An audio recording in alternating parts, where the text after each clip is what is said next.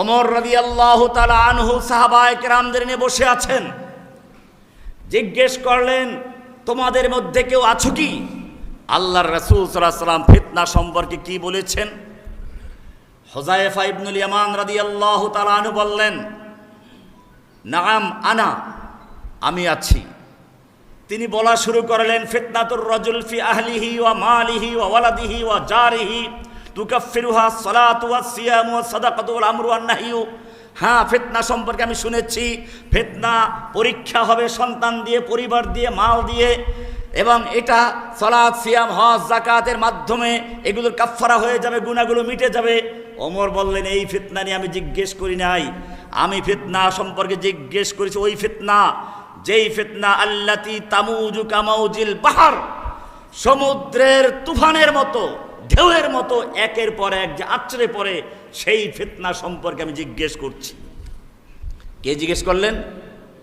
ওমর রাদিয়াল্লাহু তাআলা আনহু। কি জিজ্ঞেস করলেন? যে আমি তোমাকে জিজ্ঞেস করছি ওই ফিতনা সম্পর্কে, আল্লাতি তামুজু কামাউজিল বাহার, যা সমুদ্রের ঢেউয়ের মতো একের পর এক আছড়ে পড়বে, অপ্রতিরোধ্য অবস্থায় একের পর এক চলতে থাকবে, সেই ফিতনা সম্পর্কে। হযরতে হুযায়ফা রাদিয়াল্লাহু তাআলা আনহু বললেন, মা লাকা ওয়া লাহা ইয়া আমিরাল মুমিনিন ইন্না বাইনাকা ওয়া বাইনাহা বাবান মুগলাকান।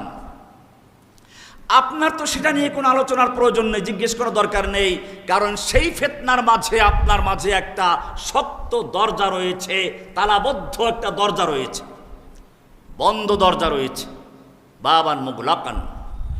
ওমর রাদিয়াল্লাহু তাআলা আনহু জিজ্ঞেস করলেন, আয়ুকসারু আম ইফতাহু, সেই যে দরজাটা, এটাকে ভেঙ্গে ফেলা হবে নাকি স্বাভাবিক নিয়মে খোলা হবে? সাহাবী হুযায়ফা রাদিয়াল্লাহু তাআলা আনহু বললেন, বাল ইউকসারু, দরজাটা ভেঙ্গে ফেলা হবে।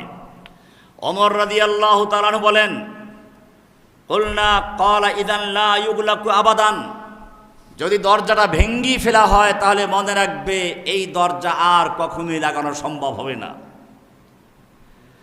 পরবর্তীতে মজলিসের পরে জিজ্ঞেস করলেন হুযায়ফাকে, ওমর কি বুঝতে পেরেছে বন্ধ দরজাটাকে? সাহাবী হুযায়ফা বলেন, অবশ্যই বুঝতে পেরেছে, বন্ধ দরজা সে নিজে।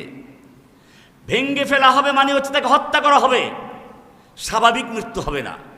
এবং ওমর সেটা বুঝিয়ে বলেছেন। এরপরে তামুজু কামাউজিল বাহার, ওমর রাদিয়াল্লাহু তাআলা আনহু শহীদ হলেন। ফিতনার দরজা খুলে গেল। মদিনায় আব্দুল্লাহ বিন সাবা নামক একজন ইহুদি প্রবেশ করলো। এসে মসজিদে ঢুকে তাহাজ্জুদ, তাসবিহ, তাহলিল, এর কোনো অভাব নেই।